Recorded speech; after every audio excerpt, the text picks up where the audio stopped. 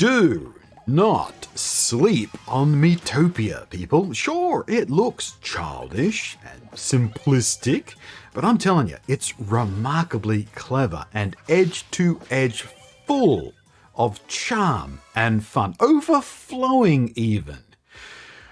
The Nintendo custom personalized avatar system, the Miis, once a charming and base-level feature of the Wii, Wii U, and 3DS systems, is now all but dead. Except they're not. The little derpy cuties are coming back, y'all. Are Australians supposed to say y'all?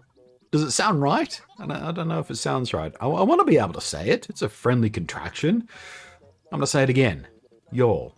And y'all do the things. You know the things. Y'all comment. Y'all sub. Y'all bell and y'all thumb. I ruined it, didn't I? I abused the y'all and I ruined it. I'm sorry, y'all.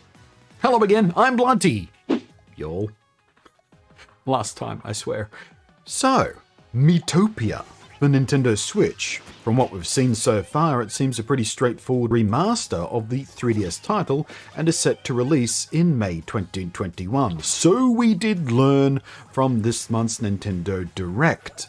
And I'm pretty jazzed about it. And I want to tell you why I'm pretty jazzed about it, because this is one of those games that kind of flew under the radar a bit. But I, and obviously Nintendo, think it deserves another chance at a spot under the sunlight of gamer joy.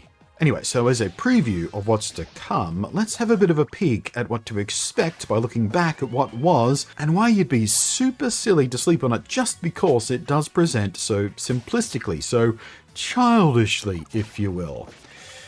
In a not too dissimilar way from Minecraft being a survival sandbox game that can be enjoyed just as much by gamers, like me for example, who've been gaming games basically since games were a thing you could game, just as much as it can be by a 5-year-old kid who's never played a survival crafting game ever before. Pokemon. Another example I very frequently use as a game designed so cleanly, each entry in the series for its 20-year lifespan now can serve up many dozens, even hundreds of hours to any gamer of any experience and skill level and be just as fun to each and every one of them regardless of their experience. Now, to be fair, Miitopia isn't quite that, but these are helpful touch points to illustrate that just because a game presents cute and comparatively streamlined compared to other games in its genre or family, it doesn't mean it's not worth playing for older, more experienced, and veteran gamers. Miitopia is made typically Nintendo accessible. It embraces cuteness and comedic charm and character-based quirkiness, but also keeps a few deeper mechanics that make it interesting for even experienced RPG gamers. At the top level, the game is a party-based, turn-based, light RPG. The central story framing circles around a big spooky bad guy, a Dark Lord, who steals most of the faces from the local townspeople and then uses them for faces on their monsters for reasons, I suppose. Your job as the adventurer is to assemble a team, go fight the monsters, and in doing so release the stolen faces back to the poor victimized townspeople. And the gimmick of using Miis for all these faces means you cast every single role in the game, because these faces, including every member of your own team and even the one the Dark Lord themselves uses, are all from Mii characters. Either ones the game generates for you, ones you make yourself within the game, ones you already stored on your game system from your friends, or your own previously made creations, ones shared online inside the game's community, or even ones you can scan in directly from QR codes you can just find online with a Google image search. That last system will be changed for the Switch port, obviously, as the Switch doesn't have a camera like the 3DS does, so scanning QR codes might be moved to the phone-based Nintendo app, or replaced with a new system altogether, or both, or neither, I don't know. But for example, my team I'm showing you here consists of me, Brock from Pokemon, Marceline from Adventure Time, and Lilo from Lilo and Stitch. You can use pop culture stuff like I did. You can make entirely original characters. You can use your friends. You can use your favorite YouTubers. Whatever makes you happiest. Go stupid with it like I did, or take it more roleplay serious. Who cares? Have whatever fun you want to have. And aside from looks, there's also two core systems to mix when creating a team member. The first is a job, which is a mostly classical RPG class system. There is 14 jobs in the game, but you need to unlock most of them as you play. You'll start with 6 options: warrior, mage, cleric, thief, pop star, and chef. And sure, I know what you're thinking. Pop star and chef aren't exactly typical sword and sorcery RPG classics, are they? But you can think of them as an AoE spell user and a healer melee class, respectively. As you play, you'll also unlock cat, imp, scientist, tank, princess, flower, vampire, and elf, all of which have some variation or twist or combination of classical RPG roles. The scientist, for example, uses flasks of science potions for AoE attacks and buffs, so he's kind of a bit of a mage-cleric mix. Second to the job system is the personality quirks. You can think of these as RNG-based passive abilities. The cool personality trait, for example, can trigger extra damage upon an attack, or make the character indifferent and therefore unaffected by an attempt to inflict a negative status effect, or let them completely dodge an incoming physical attack. While the stubborn personality trait can brace against a physical attack and reduce incoming damage taken by half, or sometimes they'll be able to attack twice in a single turn. There's also effects that personality traits trigger outside of battle, everything from their travel animations to their interactions and conversations with other party members, to actions in non-battle events, like if they'll refuse to drink from a discovered mysterious potion bottle, or stubbornly refusing to give up when digging for treasure if they don't find anything on their first go. Mixing personality with jobs can lead to some fun combinations of active and passive skill traits, and overall just add some fun to the personality interactions of party members, because there's also a whole system of interpersonal relationships, and it's more than just flavor. It can genuinely affect gameplay and team dynamics. At the inns, regular rest stops between overworld adventuring, you can put your party members into different pairings, sharing rooms, and this is just one of the ways you can influence their relationships with one another.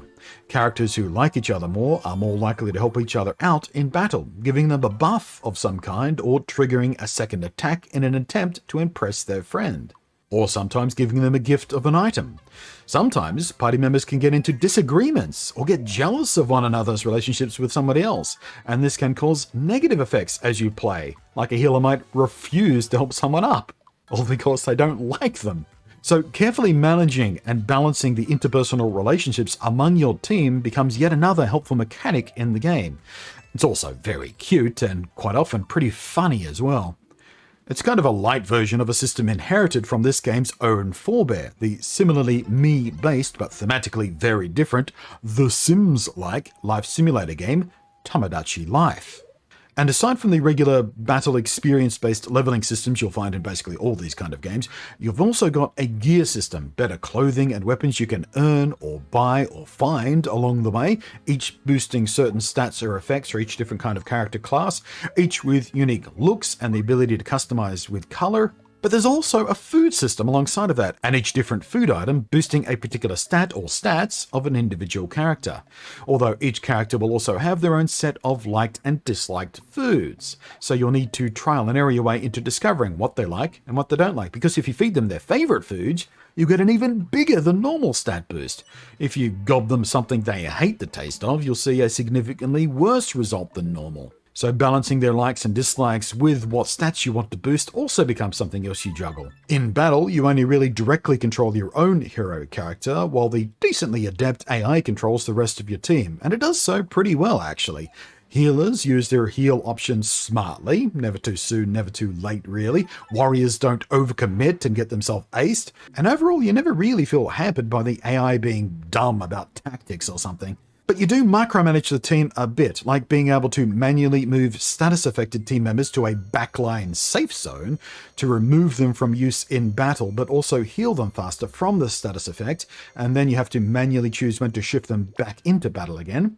There's also sprinkles, a kind of potion mechanic where you'll need to manually manage the limited resources for healing HP, recovering mana, or reviving fallen team members. And for absolute beginners, there's even an auto battle mechanic that takes over your main character too. And aside from all of that, there's also minigames and a kind of gambling system to win items or gold. But as you can see, there's several stacking systems at play inside the game, all belying its apparently super simplistic presentation. Now, I'm not saying this game is especially deep or even challenging, but it is at least deeper than you may initially assume at first glance. And the game's worth is less in its difficulty and challenge and more in its charmingly amusing personality, its quirkiness, its cleverness, its fun. This isn't Final Fantasy. This isn't Dragon Quest. But again, much like Pokemon, there's a deeper meta here for the more ambitious players to explore and mess around with and have some fun with. While simultaneously, it doesn't stop super casual or absolute beginner players from having genuine fun with the more surface level of the game. Miitopia is another one of those classic Nintendo balancing acts, keeping things super charming and cute and accessible without deleting some of the deeper mechanics and options for experimentation that the more experienced gamers enjoy messing with. And it is a game you can sink into for many hours on end for some super chill and charming game time, or just pick up and play for a few minutes here and there and play in shorter bursts and still feel like you're getting a nice, complete chunk of fun from it. Average game time from the original 3DS title for a complete playthrough was about 30 hours for the main story, and up to 60 or more hours for completionists. The main complaint from user reviews is usually that it can at times feel pretty repetitive, but frankly that can be said of most games in this genre, one way or another they can be repetitive. But at least for this game, the charm and accessibility make that repetition less of a dull grind and more of a nearly meditative relaxation. And by the way, there's still a demo up of the original game on the 3DS eShop, which will give you about 3 to 4 hours of the game. So if you are curious and still have your 3DS lying around, I'd strongly suggest you give it a go and find out for yourself if it's going on your to-buy list for the Switch release in a few months. Certainly going on mine. You are in fact seeing gameplay from the demo here, as in fact my own copy of the full game was, let's call it requisitioned by an old girlfriend a few years back, and I never did get to finish it, or get my cartridge back for that matter. It did make her very happy to play it though, so you know, worth it I guess. But I'm very much looking forward to having a new go at it, and actually finishing it this time, and doing so with it looking crisper and cleaner than ever before. But yeah, I highly recommend you don't sleep on Miitopia if you've ever enjoyed RPGs, turn-based battles, or ever wanted to try or introduce someone else to turn-based RPGs, and you enjoy that classic Nintendo charm and don't feel your fragile masculinity or pretentious hardcore gamer pride threatened by cute things or, you know, having fun. With luck, the remake will also have a demo for Switch. In fact, I'd expect it will, actually, so keep an eye out for it. I promise you, it's a lot more fun than what it seems like at first glance, and well worth a go. Thanks for watching, I hope you've appreciated this video, and if you have, I hope you've done the things with the thumbs and the subs and the bells and the comments and all that sort of stuff. And thank you as always to the glorious and helpful, wonderful, supportive patrons scrolling up above there. I really do appreciate you guys. I keep telling you that. Should believe him by now.